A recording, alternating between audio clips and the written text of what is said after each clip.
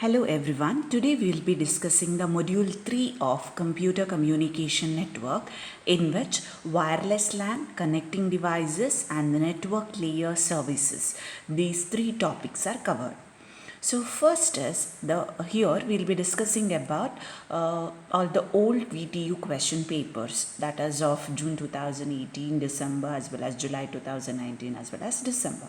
So first question which was asked was characteristics of a wireless LAN. As it was already discussed, in the case of a wireless LAN compared to the wired LAN, here in the wireless LAN, what happens is signal disperse in all the directions when it is transmitted. When it reaches the receiver, only a small portion will be reached. So the situation becomes worse if the mobile centers are using the batteries which have small power supplies. So one of the characteristics is attenuation of the signals. Second is interference, that is receiver may receive the signals not only from that intended sender but also from the other senders. Next is the multipath propagation. Here the receiver may receive more than one signal from the same sender because the electromagnetic waves can be reflected back from the obstacles such as walls, grounds, objects, all that. So receiver receives the signal at different phases. Next is the error. So here to measure this error, we'll be using signal to noise ratio. So here in this case, if the signal to noise ratio is high, it means that signal is stronger, and if signal to noise ratio is low, that means signal is corrupted by the noise. Next is about the hidden station problem in the wireless networks. A station may not be aware of another station's transmission due to the obstacles. So collision may occur, but it cannot be detected. So here you can see the hidden station problem, two figures. One is, here you can see that the range of C, station B and C are not in touch in each other's range. That means if anything B sense C will not be knowing, if anything C sense B will not be knowing. That is a hidden station problem. Even here it can be a obstacle, because of which also there can be a hidden station problem. So assume that station B is sending something to A. In the middle, station C also has a data send it to A. So since C is out of B's range, B cannot reach, a transmission from B cannot reach to C. Therefore, C thinks the medium is free and C sends the data to A. That is what you can see here. This happens if the station is hidden from each other. And the solution to this problem is by using the handshake frames. It is like when the request to send, since you consider that A has the data to be sent to B, and it can be any other destinations. Since here B and C are within the range of A, here the same thing, B and C are within the range of A, whenever RTS message reaches B, and also CTS message, that is clear to send, which will be sent from the destination, B sends it to A, then in that case it will be sent to all the other stations which contains the duration of the data transmission from B to A will be reached to C, so that C knows that some station is hidden station is using and it will not send. So that is the solution. Next is about the two kinds of services which are defined by the wireless net architecture. Two types of services are, one is the basic service set and the other is the extended service set. So in the case of a basic service set, in the wireless LAN,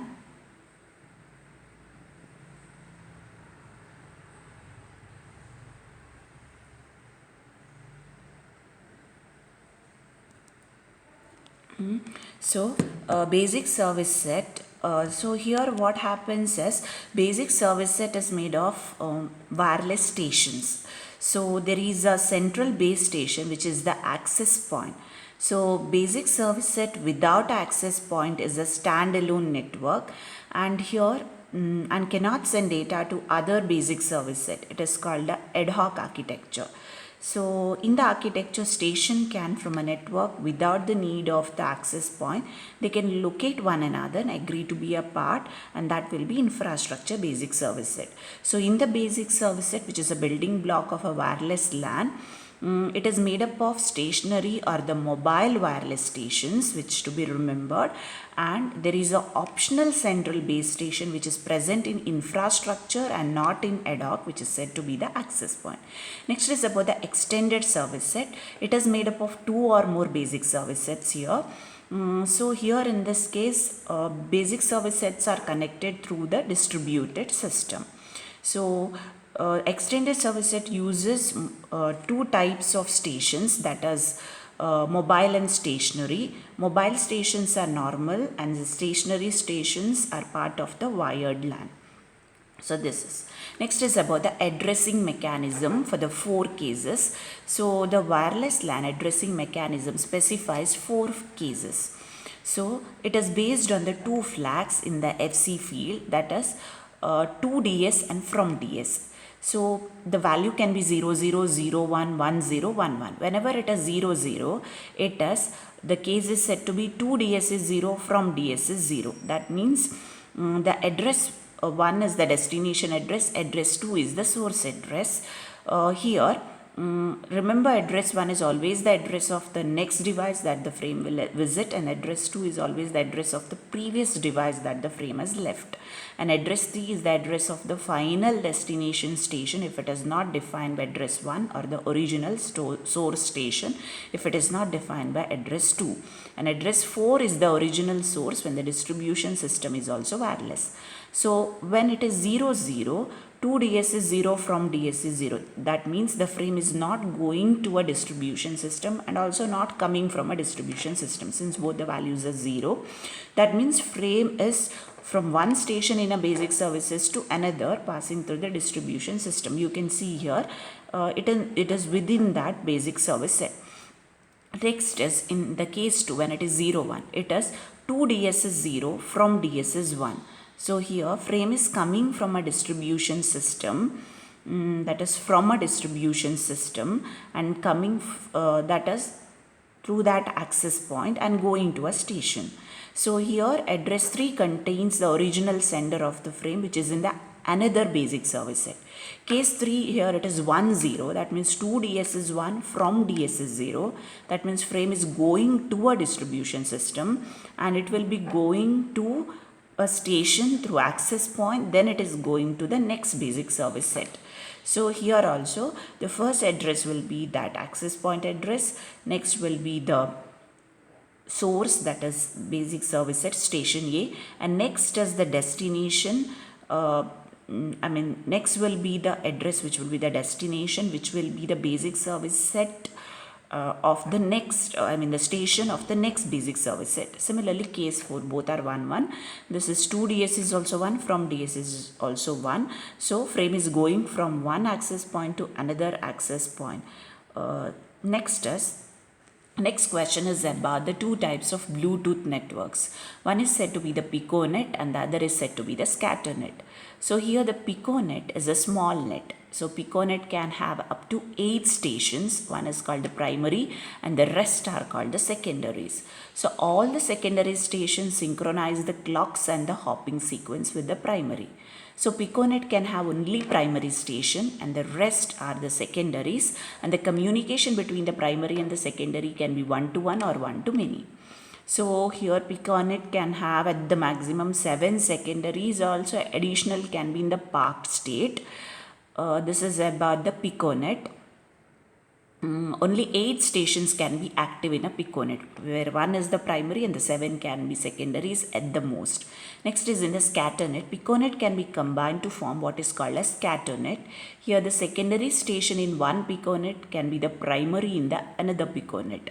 So here the station can receive messages from primary in the first PicoNet and acting as a primary deliver them to the secondaries in the second PicoNet, and the station can be a member of 2 PicoNets. So this is a ScatterNet. So here the primary of the first PicoNet the secondary of the first PicoNet acts as a primary to the second PicoNet.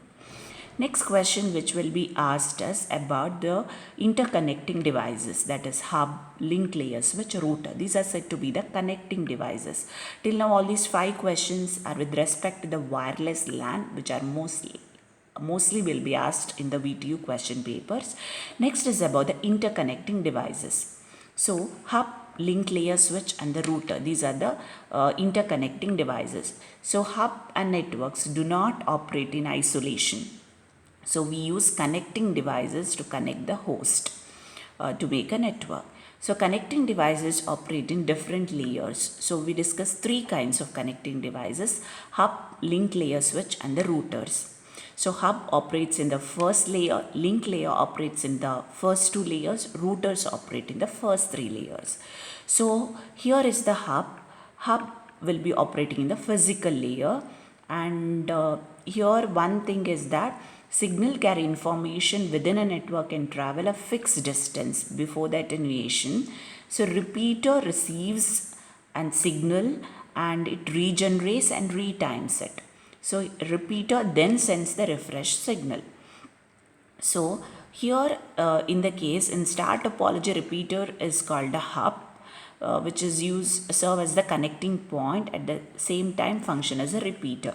So this is a hub here. When a packet from station A to station B arrive at the hub, the signal representing the frame is generated. Hub forwards the packet from all the outgoing ports except the one from which the signal was received.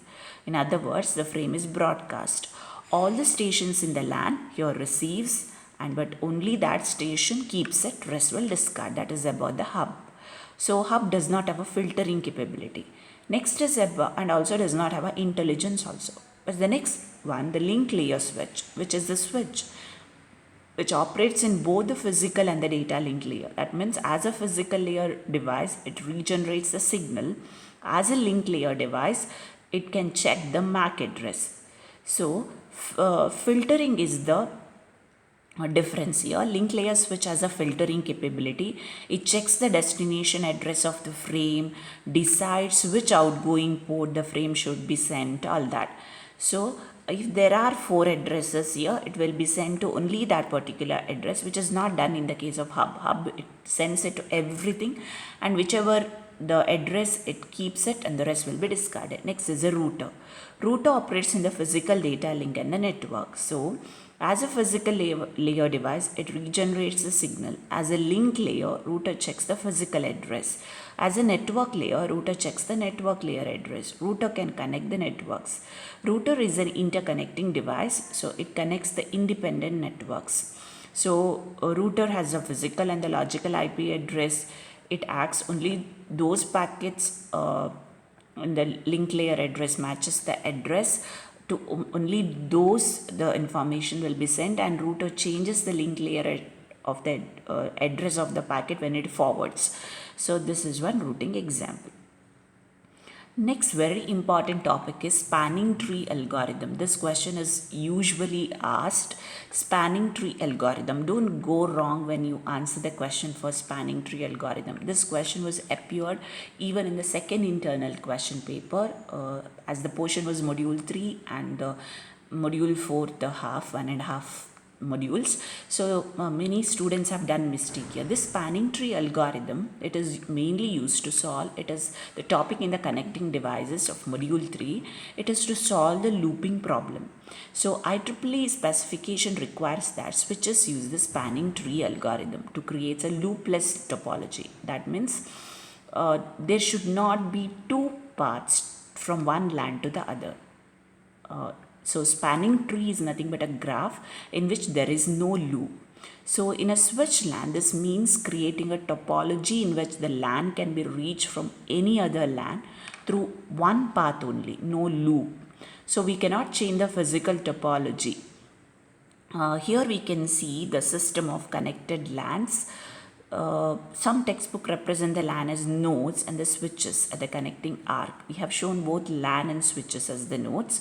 The connecting arc shows the connection of the LAN to switch and vice versa. And one more thing to be remembered is that to find the spanning tree, we need to assign a cost to each arc.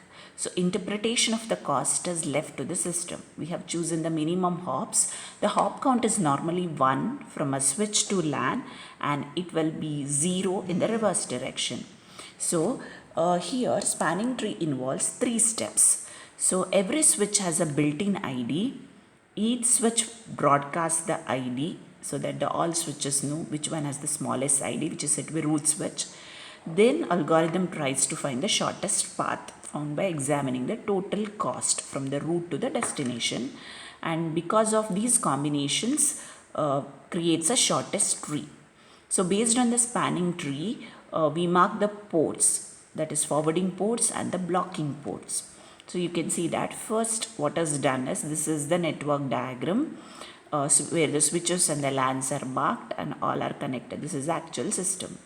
Now to apply this spanning tree to remove the looping problem, here graph is represented with a cost. Cost is assigned to everything. So from switch to LAN it is 1, LAN to switch it is 0. Next is to find the shortest path, spanning tree is used. 1 is considered to be the root switch, and from that, by considering the smallest path, the cost is added. So from S1 to LAN 2 it is 1. Next S1 to S4 it is 1 plus 0, so it is 1. Similarly S1 to LAN 1 it is 1. S1 to LAN 4 it is 2. S1 to S3 it is 1. Next is S1 to S5 it is 2. Similarly from S1, if we go through LAN 1 S2 to LAN 3, it will be 2. So shortest path. So we make sure that there is no other 2 paths to reach the destination. So port 2 and 3 of the bridge are blocking ports, and port 1 of the bridge is also a blocking port here.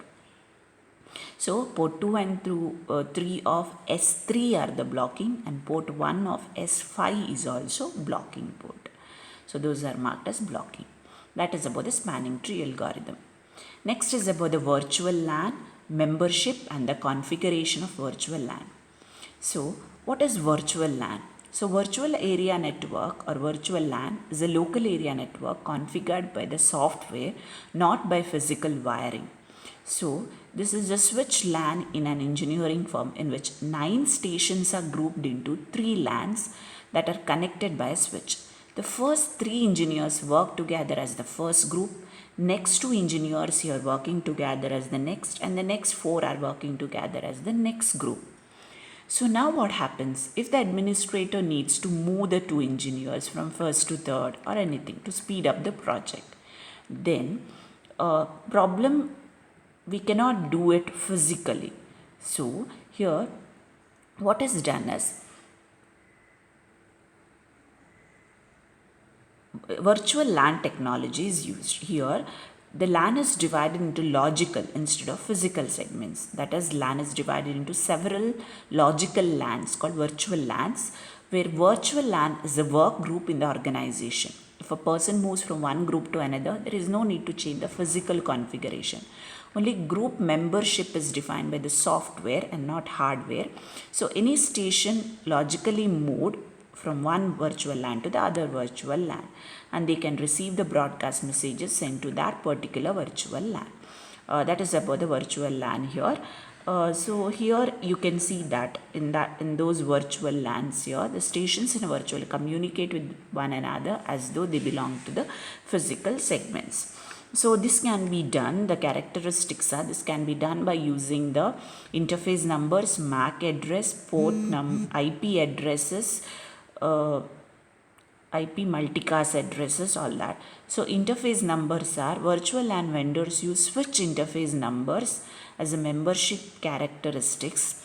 Next is it can use MAC addresses also, 48-bit as a membership, IP address also, or multicast IP address also, or the combination of these.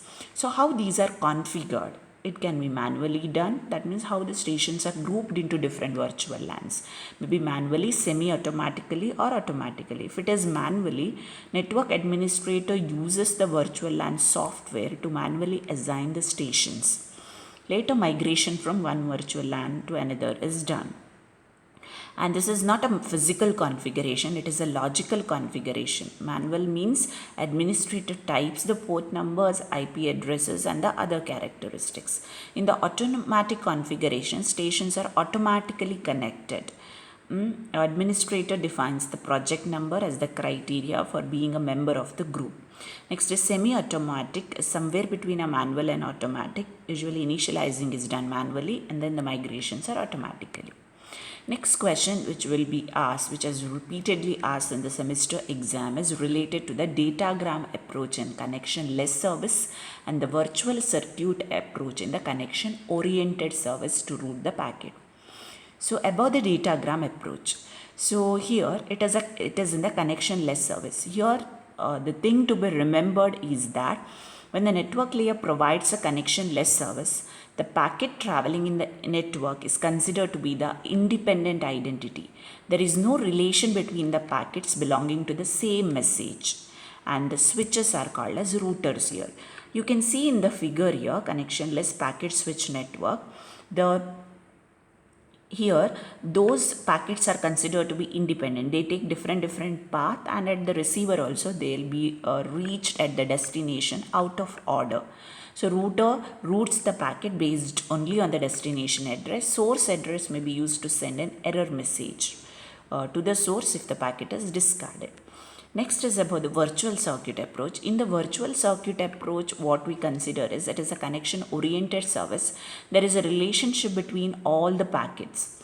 So before all the datagrams are sent, virtual connection is set up. After the connection is set up, datagrams follow the same path. So in this type, not only the packet contains the source and the destination address, it also contains the flow label, virtual circuit identifier, and defines the virtual path the packet should follow. So here the main thing to be remembered is packet is forwarded based on the label in the packet. So to follow the idea of the connection oriented design, to be used in the internet, we assume that packet has a label when it reaches the router. It is said to be the virtual circuit identifier. So it creates a connection oriented service. There are three phases which we need to know. One is setup, data transfer and the tear down. So data transfer occurs between these two phases. So first here it is shown virtual circuit approach. All are numbered frames and it will be sent in the same path and it is reached the receiver in the same order. That is the forwarding process. To do the forwarding process based on the label, there is a virtual circuit identifier done. So there is a setup phase, data transfer phase and also set to be the tear down phase. So in the setup phase, router creates an entry and there are two packets, request packet and acknowledgement packets are exchanged. So request packet is sent from source to destination. You can see this is the process from source to destination. Request packet will be sent. Source A sends a packet, request packet to router R1, then to R3, then R4. In that way it will be continued.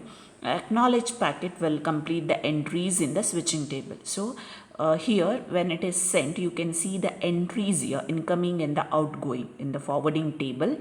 So outgoing label will be empty. Once it is reached the destination, it gets that outgoing label and in the acknowledgement packet that will be filled.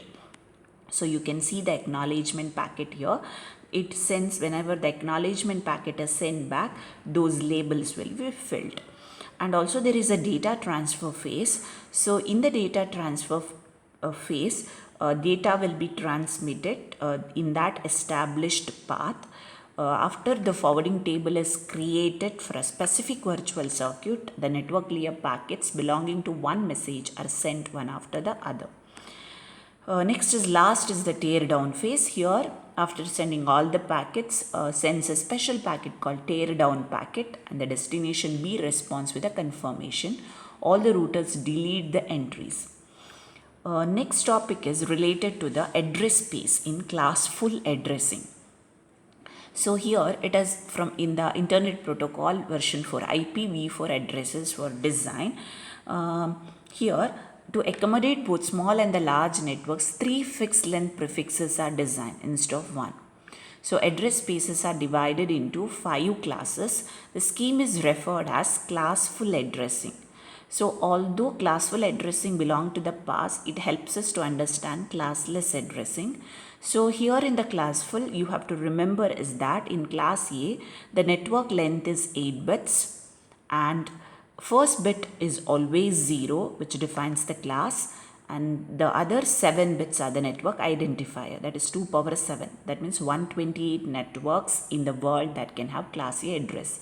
Similarly, in class B, the network length is 16 bits. The first 2 bits 10 define the class, so only 14 bits are the network identifier. So there are 2 power 14 networks in the world.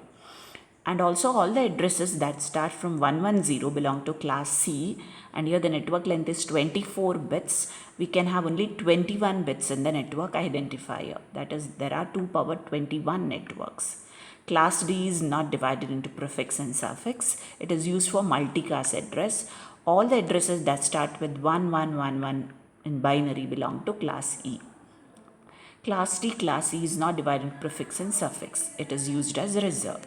Next is the next program is 11th one, where it is a problem which is usually asked in the exam. That is, a block of addresses is granted to a small organization. We know that one of the address is given. We have to calculate what is the first address, last address, and the total number of address. So whenever any address is given, here there is a slash it is after 82. So whenever a classless address is given, so it is 167, it is IPv4 address 82/27. So from this, number of addresses are calculated as 2 power 32 minus n, where n stands for that prefix. So it is 2 power 32 minus 27, which is 2 power 5, which is equal to 32 addresses. So first address can be found by keeping the first 27 bits as it is and changing the rest of the bits to zeros. So we get the first address. So in that 82, in this address, if we keep the first 27 bits as it is, so each bits are here 888. So 8, 16, 24. First 3 digits will remain the same in the IPv4 address because it is 24. Then 25, 26, 27. From the next 82, first 3 bits will be remain the same.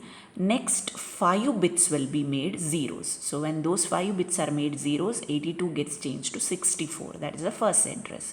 To find out the last address, we have to keeping the first 27 bits and changing the rest of the bits to ones.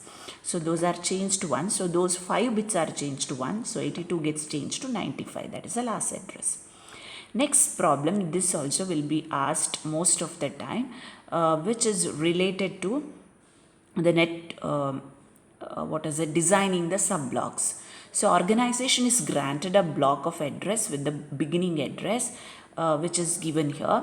So this beginning address is like 14.24.74.0/24. So now the organization needs to have 3 subblocks of addresses to use in its 3 subnets. So one subblock which is of 10 address, one subblock of 60 address, and the one subblock of 120 address. The same problem was solved even during the class hours. So first it is told the prefix is 24. So to find out using the same strategy which was defined earlier, there are altogether 2 power 32 minus 24. So 2 power 8. So 256 addresses. Those are the total number of addresses. Next is the first address which is /24. It is 24. So it is 24 bits will be kept as it is. Rest are made zeros. That means 8, 16, 24. 3 will be same. The last full one byte will be 0. So it is 14, 24, 74, 0/24 will be the first address. Last address, last byte is made full one. So it is 255 is the last address.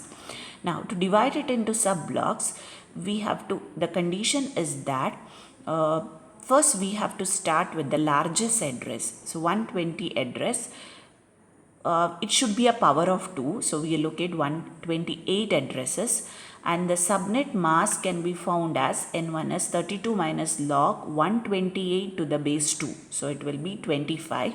So 25 will be the suffix. So addresses will be 25 bits are kept as it is, and then remaining bits are made as zeros to get the first address, ones to get the last address. So 25, since it is 24, 25, 7 bits are made once, so the last address will be 127.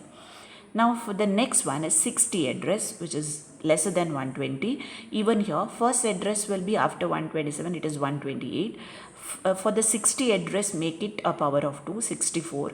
Find out what is the subnet N2, which is 32 minus log 64 to the base 2, 26. So 26 is the prefix. So 120 is the first address. So it is obtained by keeping the 26 bit as it is and the remaining zeros. Similarly, 26 bit as it is, remaining are made once. So we'll get the last byte as 191. Similarly, the sixth one, the next one, 10 addresses. 10 is not a power of 2, which is we allocate 16 addresses. So subnet is 28 here. So the first address is 192 and the last address will be when we add it will be 192. So there are 28 addresses. So we get it as 192 plus those addresses. We get it as around 254 will be the 255 will be the last address. So we get 208 addresses, which means 48 addresses are left in reserve. So the first address in the range is 208 and the last address is 250. It is 208 here. When we add that 28, we'll get it. So here or else by keeping 28 bits as it is and the rest as ones, we get the last address. So these are the design of the subblocks, which shows 25 prefix, 26 prefix, 28 prefix, first address, first address, first address. And the last question, which was asked in the question paper many a times, almost in all the exams, which is related to network address translation. So here, in most situations, only portion of a computer in the network needs to access to the internet. Technology that can provide the mapping between the private and the universal addresses and at the same time support virtual private network is network address translation. This technology allows the site to use set of private addresses for the internal communication and a set of global internal addresses for communication with the rest of the world. So you can see here private address and also the global address. So private network uses private address. And the router that connects the network to the global address uses one private address and one global address. The private network is invisible to the rest of the internet. Rest of the internet sees only that NAT router with the address here 200.24.5.8. That is said to be the global address. So how this address translation is done? So all of the outgoing packets go through this NAT router, which replaces the source address in the packet with the global NAT address. All the incoming packets also pass through this NAT router, which replaces the destination address in the packet with the appropriate private address. So using one IP address, this can be done by different methods. We'll see about using one IP address. So here the translation table has only two columns here, private address and the external address, which is the destination address of the packet. When the router translates the source address of the outgoing packet, it makes note of the destination address where the packet is going. When the response comes back from the destination, the router uses the source address of the packet to find the private address of the packet. That is the strategy used. So you can see here, first it makes the table entry. The private address will be written and the destination address, which will be the universal address, will be entered. Next is it changes that source address from the private address to the global NAT address. Next is it accesses the table to find out to that particular address.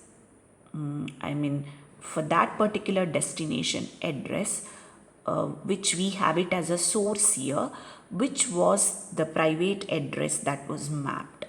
So we will be having only the global address. So from that translation table, we get that which is the private address, and that will be considered as the destination address, and that destination address will be entered. So communication is be initiated by a private network. NAT mechanism requires the private network start the communication. This NAT is used mostly by the ISPs that assign single address to a customer. Customer will be a member of the private network that has many private addresses. So in this case, communication with the internet is always initiated from the customer side using the client program. So we have from the private network, first a translation table is made which has the private and the destination address. So here the private address will be changed to that NAT address, and also at the destination, from that translation table it finds out which is that private address, and that NAT address will be changed to this private address which will be entered in the destination. So these are the questions which have appeared from module 3. So go through all these topics are already done in the class, but since these have appeared in the old VTU question papers, we are revising it once again so that you will get familiarized more. So in the next class, we'll be discussing about the module 4. So go through it. The links will be shared in the class group as well as in the Google Classroom, also in the Moodles. Also the document will be shared. So since few students have done mistake with respect to the spanning tree algorithm in the internal, so study that properly. Spanning tree algorithm is used to eliminate that loop problem, and it is the topic in the connecting devices. Okay, hope you have understood. Thank you.